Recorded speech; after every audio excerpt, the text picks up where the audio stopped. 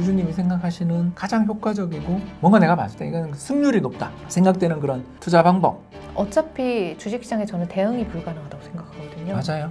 어디로 가야 되지? 이렇게 딱 하고 계실 때 저라면 그냥 아무것도 하지 않습니다. 왜냐하면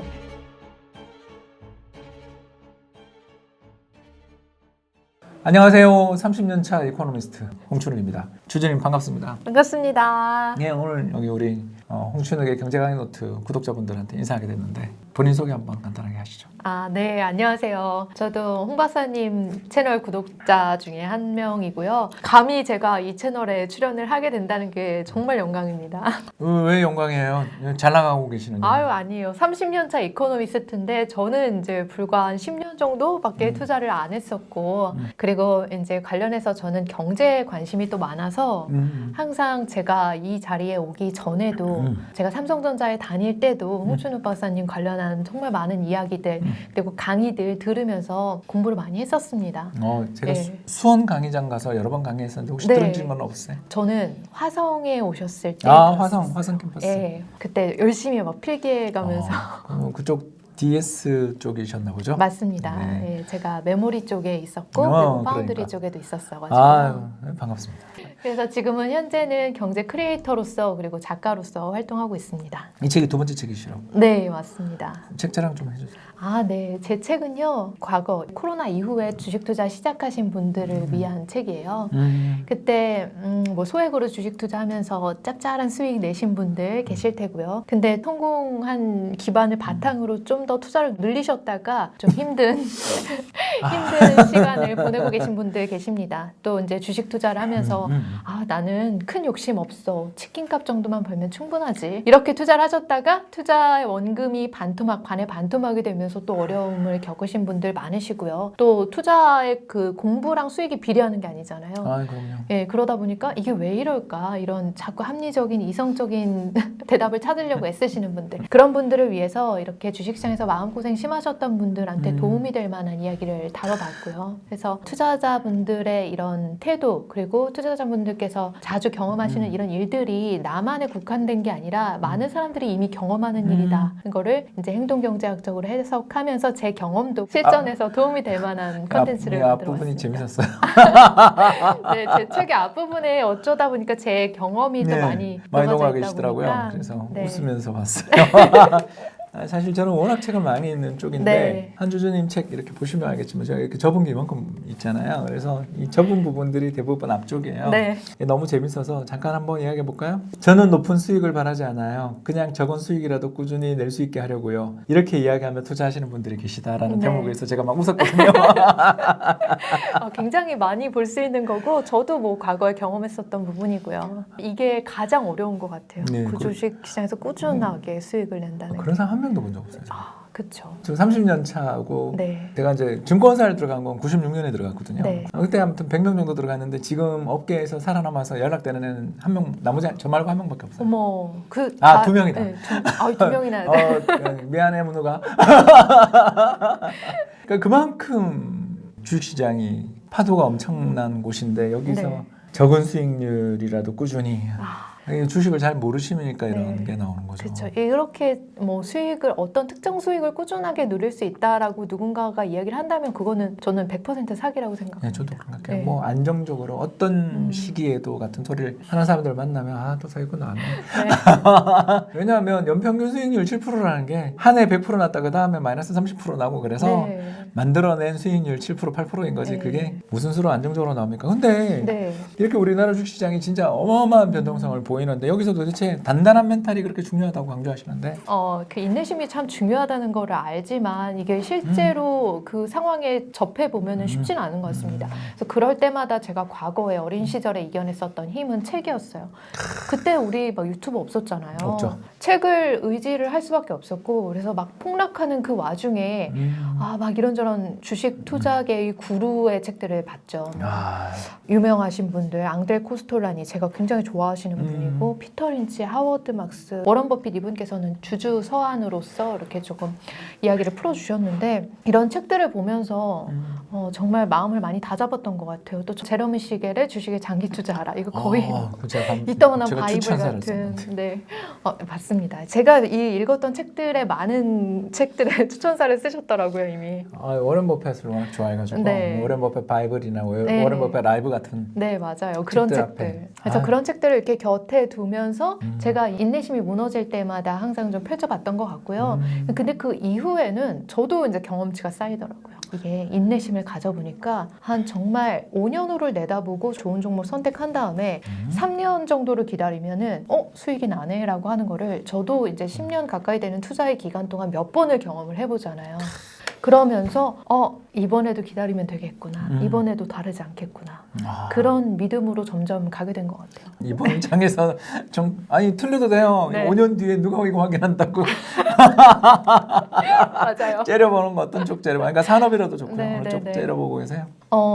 지금 많이들 이야기하는 게 이제 뭐 3차 산업혁명을 지나서 4차 산업혁명으로 가는 그 와중에 많은 분들을 이야기하시는 게 뭐 AI, 로봇 이쪽 많이 보더라고요. 근데 AI, 로봇 이쪽은 아직 그렇게 돈이 실질적으로 나오진 않잖아요. 약간 조금 아직은 수익성이 나지는 않는 종목인데 제가 투자를 할 때 되게 굉장히 좀 중요하게 보는 것이 있습니다. 먼저 제품과 서비스가 일단 있어야 되고 그쵸, 서비스가 분명해야죠. 있어야죠.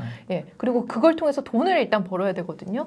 로봇이랑 AI 아주 좋긴 한데 아직 돈을 버는지는 잘 모르겠습니다. 그렇죠, 맞아요. 예, 그리고 좀 또 중요하게 생각하는 게 주주 친화적인 것도 상당히 중요하더라고요. 제가 이거 잘 안 봤었던 게 좀 큰 패착이었던 것 같아요. 경영진의 이런 윤리의식이라든지 주주 친화적인 관점에서 좀 운영을 하는지도 굉장히 좀 중요한 것 같습니다. 그리고 또 미래 먹거리가 있는지 이런 부분은 뭐 AI나 로봇 뭐 이쪽 분야가 될 수 있겠죠. 근데 그런 분야를 보고서 보니까 그래도 여전히 제가 가지고 있는 주식 중에서 또 괜찮고요. 뭐 애플이나 테슬라나 이런 부분 여전히 괜찮고 마이크로소프트도 괜찮은 것 같습니다. 하지만 이 외에 또 요즘에 관심을 가지고 보고 있는 분야가 있어요. 많은 분들의 지금 초미의 관심사죠. 2차 전지 분야. 2차 전지 분야. 근데 지금 좀 걱정이 되는 거는 저는 2차 전지 분야를 작년만 해도 이거 너무 과열이고 너무 사람들이 유행처럼 달려붙고 반짝반짝하고 이런 거 달려들지 말자 그렇게 얘기를 했는데 근데 저 같은 사람도 인간 지표가 돌아서기 시작했다라고 하는 거는 위기의식을 가져야 된다는 생각이 좀 들어요. 예, 저도 저에게 몇 네. 년에 한 번씩 전화 오는 분이 계신데 예, 그분 전화 오면 주식 다 팝니다. 네. 그래서 그런 인간 지표의 이런 어김새가 스스로가 느껴지더라고요. 근데 하지만 지금 예를 들어 5년 후를 바라보고 5년. 2차 전지를 만약에 그 섹터를 고르셨다라고 하면은 지금 이제 저 같은 인간 지표들이 출몰할 때 조심하셔야겠죠. 급등락이 있을 수 있겠지만 이런 자해 인터뷰를 아니 팩트니까 3년 정도면은 정말 여러분들께서도 경험을 하실 거라고 그렇죠. 한 생각해요. 사이클 돌면 좋아지니까. 맞아요. 홍 박사님께서 예전에 한 사이클이 얼마의 주기라고 생각하세요라고 제가 여쭤본 적이 있었는데 3년이라고 하셨는데 저도 정말 똑같이 생각을 했었거든요. 맞아요. 네, 시간. IT가 특히 3년. 네. 그래서 그 시간이 생각보다 긴 시간일 수도 있고 또 짧은 시간일 수도 있는데 20대의 경우는 그 시간이 영겁의 시간처럼 되게 길죠. 네. 그래도 그 정도 시간이라면 저는 지금의 이런 출렁임을 보상받기에 충분하지 않을까 생각이 들어요. 테슬라 처음에 투자했었던 게 2020년 10월경 그러니까 8월, 9월, 10월 이쯤이었어요. 막 이륙하고 있을 때. 네, 근데 그때 저도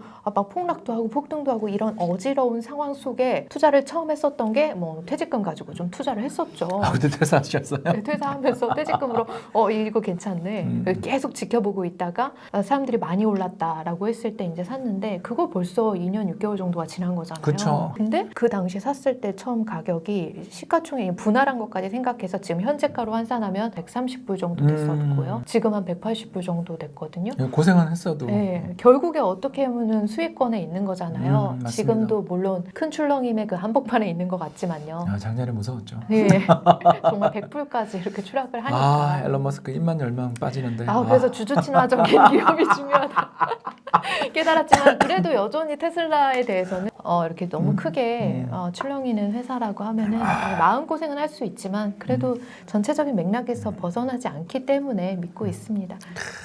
좋은 회사 이름이 너무 많이 나왔는데 네. 우리 국내 기업들 이름은 별로 안 나오고 아. 전부 다 해외 주식만 이야기하시는 거 네, 보면 국내 기업도 사실 말씀드리고 싶은 게 있기는 해도 좀 국내 기업은 해외에 비해서 시총이 좀 작으니까 좀 시총도 작고 말씀드리기 조심스럽습니다. 책에서 돈과 멘탈을 챙기는 투자 로드맵 5단계. 네. 와, 이건 참.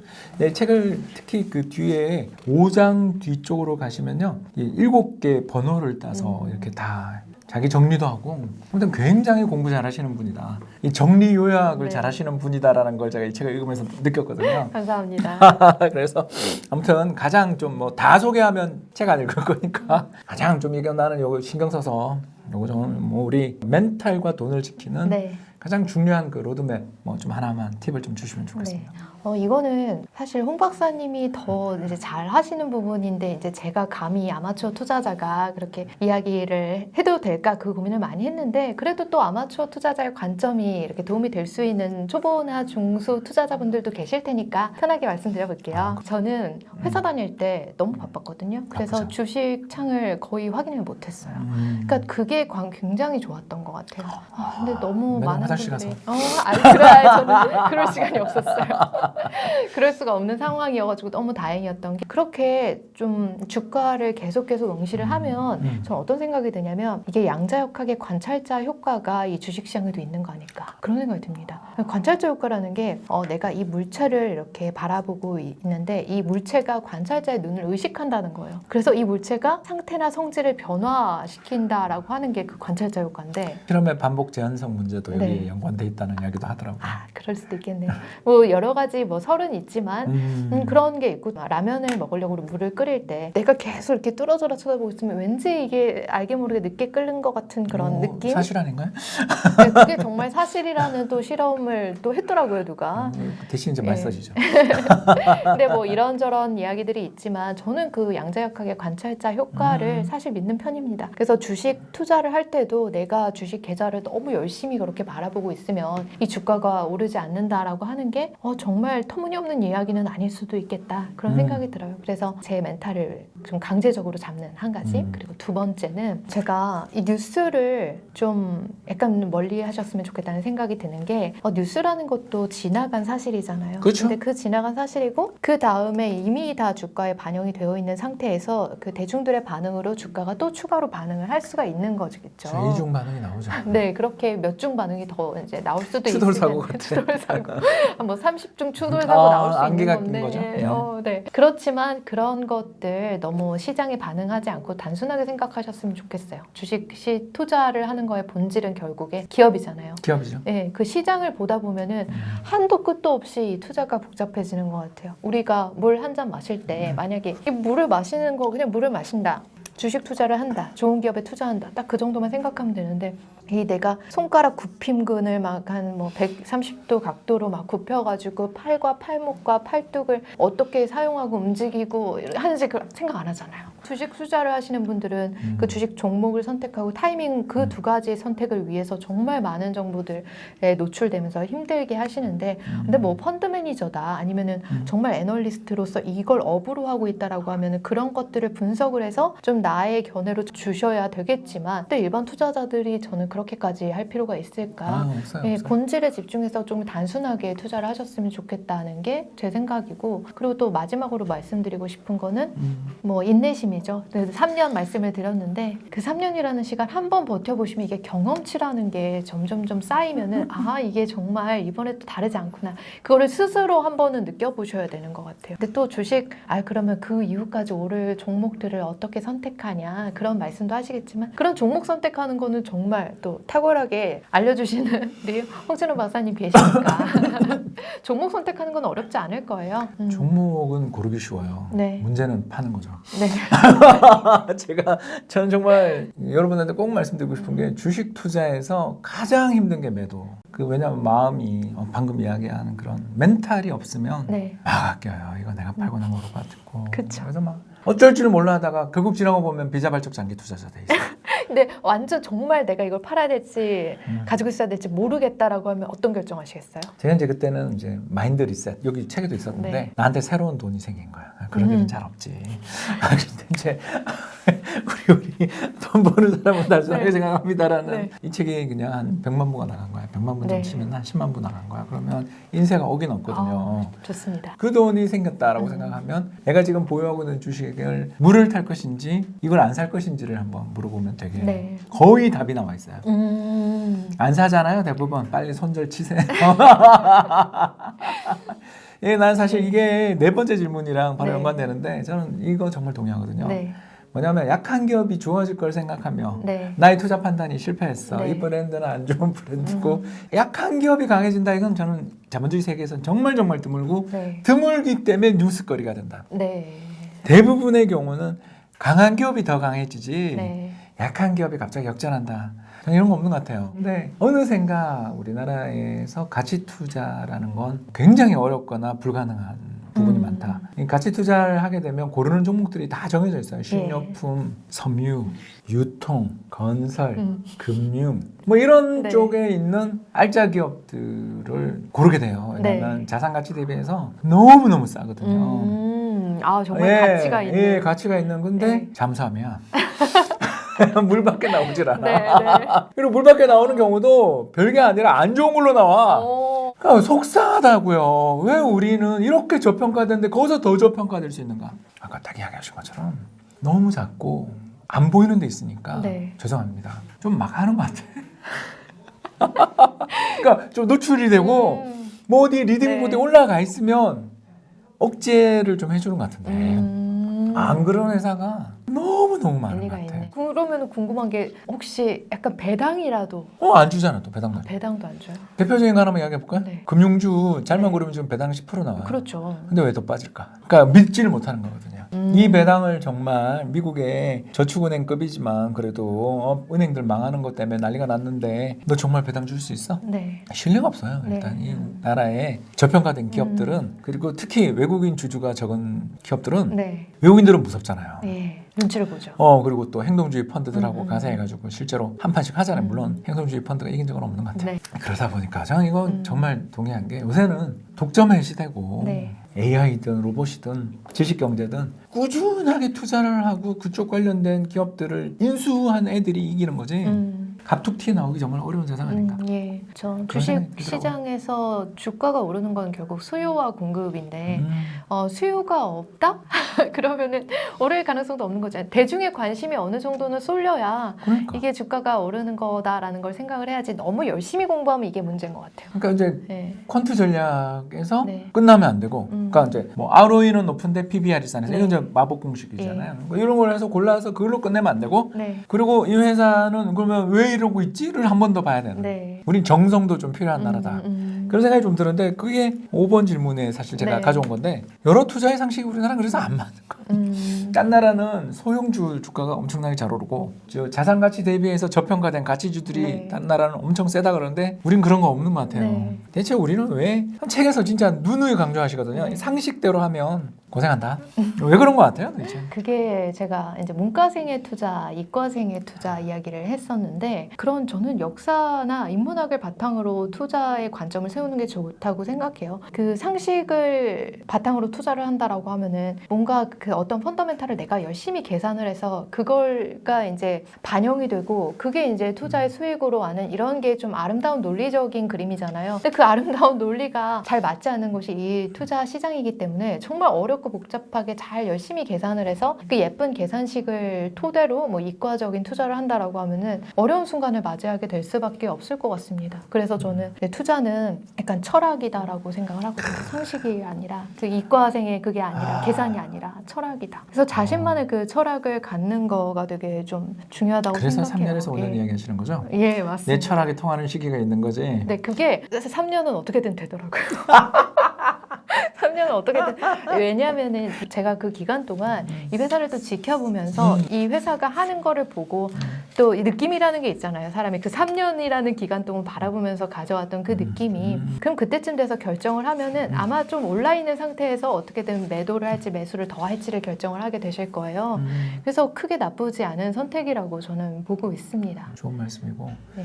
저는 역사적 관점에서 많이 네. 보게 되는데 그런 것들이 폭발적으로 나올 때 대세가 네. 뭐 확 튀고 그러는데 그걸 미리미리 걸러내는 데는 저는 이과생의 투자도 네. 괜찮다고 생각해요. 그럴 수 있겠네요. 어느 정도 뭐, 좀 쳐낼 게 필요한. 예, 그러니까 기준을 네. 잡는. 그래서 뭐 가장 대표적인 거 하나만 제가 이야기하자면 R&D 투자 비용이 높은 회사를 산다. 네. 그 삼성전자죠. 네, 네. 그러니까 어마어마한 매출에서도 상당한 부분을 연구개발에 투자하고 불황에 안 자르잖아요. 물론 네. 압박은 하겠지.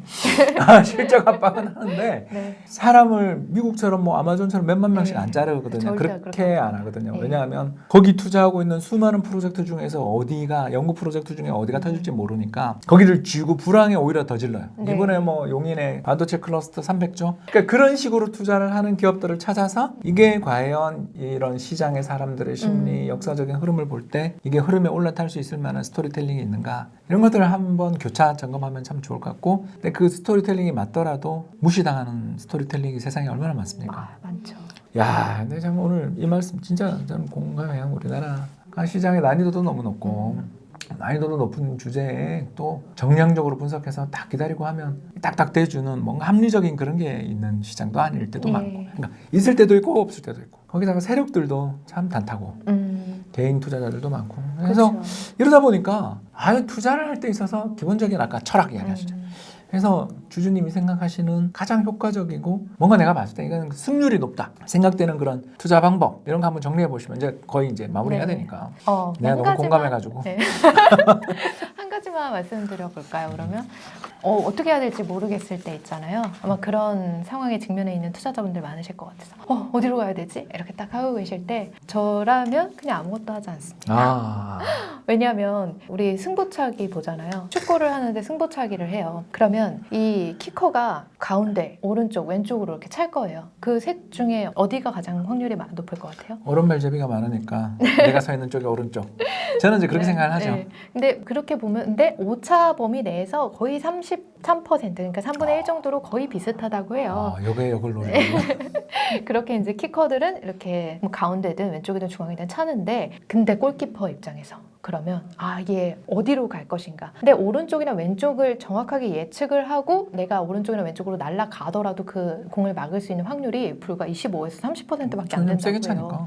네, 근데 만약에 같은 상황에서 중앙 쪽으로 이렇게 한다고 했을 때 막을 수 있는 확률이 한 60%가 된다고 하고, 결국에 이 중앙에 골키퍼가 서 있을 때 왼쪽이나 오른쪽이 아니라 중앙에 서 있을 때 이 골을 막을 수 있는 확률이 가장 높다고 해요. 근데 이게 신기한 게 골키퍼들은 그럼 그걸 모르냐? 아니래요. 은근히 알고 있대요. 인터뷰를 해보면 중앙에 서 있을 때가 가장 이 수비 확률이 높은 걸 알고 있지만 어쩔 수 없이 이렇게 간다는데 왜? 94%의 확률로 오른쪽이나 왼쪽으로 열심히 날아다닌다고 해요. 저는요.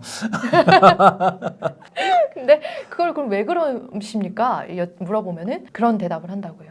그래도 이게 팬들이 많이 보고 있는데 뭐라도 해야 된다. 열심히 뭐라도 하고 있는 모습을 보여야 된다. 맞아, 난 인정해. 골키퍼가 그러면 그렇게 또 움직이는 이유, 두 번째 이유는 뭐냐면 내가 가만히 중앙에서 이렇게 수비를 하고 있는데 왼쪽이나 오른쪽으로 공이 들어가면 정말 너무 상실감이 크다는 거예요. 팬들에 대해서 나에 대해서 이 두 가지의 관점에서 약간 자책의 그 감정이 드는 거. 그래서 우리는 오른쪽 왼쪽으로 94%의 확률로 열심히 막 이렇게 하고 있는데, 저는 그래서 좀 고민이 될 때는 오히려 쉬자. 아무것도 안 하고, 그게 왜냐면 어차피 주식시장에 저는 대응이 불가능하다고 생각하거든요. 맞아요. 네. 난 동의해요. 대응이 불가능해요. 왜냐면 이게 우리가 은연중에 예상하고 걱정하는 일들이 일어나지 않는다고 생각을 합니다. 뭐 예를 들어 지금 많이 걱정하는 건 인플레이션이잖아요. 저는 인플레이션 이렇게 걱정하는 이상 이 인플레이션이 문제될 거라고 생각하지 않아요. 저랑 비슷한 생각을 하고 계시죠. 네. 저도 피크처 통상해요. 근데 이제 뭔가 코로나라 잘 안 맞긴 해요. 네. 근데 저도 진짜 안 맞아. 2차 전지하지 마세요. 아까 전에 제가 언급했기 때문에 안 맞아요. 여튼 그런 식으로 우리가 예상하는 일들은 잘 이렇게 일어나지가 않기 때문에 정말 중요한 일들은 예상치 않게 툭 나오거든요. 뭐 러우 전쟁이 그랬고 코로나가 그랬고 석유 유가 폭등이 그렇고, 그런 식으로 예측하지 못하는 곳에서 오기 때문에 어차피 예측은 불가능하다. 그래서 너무 빨리 그렇게 대응을 하려고 마음이 든다면 아무것도 하지 않는 게 결국 미래를 위해서 현명한 선택이 되지 않을까. 약간 게을러져야 되겠네요. 게으름뱅이의 투자법. 이제 뭐 마지막으로 이 책 읽으면 좋은 점. 과거의 한주주한테 좀 주고 싶은 책이에요. 과거의 저처럼 진짜 이게 정말 맞을까? 그렇게 고민한 몇 년 기다리면 된다는데 정말 될까? 그런 거 고민이 있으신 분들에게 이게 정말 여기 내 얘기가 있네, 이런 부분들 포인트들 굉장히 많이 찾을 수 있을 거예요. 그러면서 한주주님께서도 아니면은 나 말고 다른 사람들도 이런 비슷한 투자의 궤적을 거친 되는구나. 그러면서 좀 이렇게 나를 객관적으로 떨어져서 바라볼 수 있는 게 시간이 될 수 있을 거라고 생각해요. 저는 정말 이 책 읽으면서 해외 투자 시작했던 네. 거가 정말 기억이 너무 나가지고 예. 읽어도 돼요? 네, 읽어주셔도 됩니다. 과거에 한주주님에게 드리는 편지. 네. 지금 중국 주식 1,000만 원 사두면 10년 후 강남 아파트를 산다고? 이 카피라이트의 포로가 된 나는 그때 중국 주식을 샀다. 네. 어떻게 생각하세요? 이게 언제였냐면 하필 2015년도. 제 국민연금 있을 때. 2015년도에 정말 이때 난리도 아니었어요. 정말 이례 없는 폭락이었잖아요. 뭐 서킷 브레이커 걸리고 뭐 난리도 아니었는데 그때 그 폭락 직전에 그 꼭지점에서 탁 올라탄 게 바로 카피가 저였습니다. 너무 좋았어요. 지금 중국 주식 1,000만 원이면 네. 10년 후에 강남 아파트.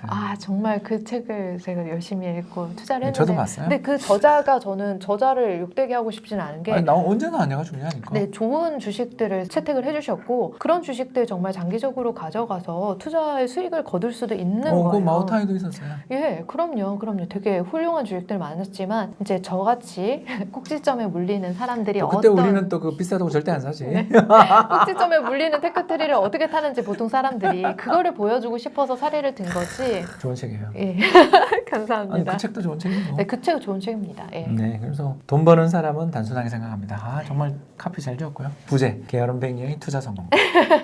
꼭 여러분들 많이 읽어보시면 좋을 것 같습니다. 감사합니다. 주님 나와주셔서 대단히 감사하고요. 마지막 인사 한번. 제가 좋아하는 그런 이야기를 하나 해드릴게요. 제가 존 보글이라고 하는 투자자 되게 존경하는데요. 그분께서 이제 책에서 말씀해주셨던 것 중에 인상적인 거 하나만 말씀드리겠습니다. 투자자로서 우리가 저지르는 실수는 시장이 올라갈 때 영원히 올라갈 것이라고 생각하는 것입니다. 반대도 마찬가지겠죠. 실제로 근데 그런 일은 일어나지 않습니다. 어떤 것도 영원하지 않습니다. 순간입니다. 이 이야기를 제가 어려운 시장에 항상 자주 되뇌입니다. 그래서 지금 시장에서 어려운 상황 속에서 계신 분들 혹은 굉장히 투자 수익 많이 나서 행복하신 분들께 이 말이 좀 도움이 되지 않을까 해서 마지막 멘트로 준비했습니다. 영원한 것이 없다라는 게 가장 불멸의 진리이고 영원한 진리인 것 같습니다. 네. 감사합니다. 지금까지 많이 경청해 주셔서 대단히 감사드리고요. 한주주님 나와주셔서 대단히 감사드리고 다음에 또 나오세요. 네, 또 불러주세요. 감사합니다. 감사합니다.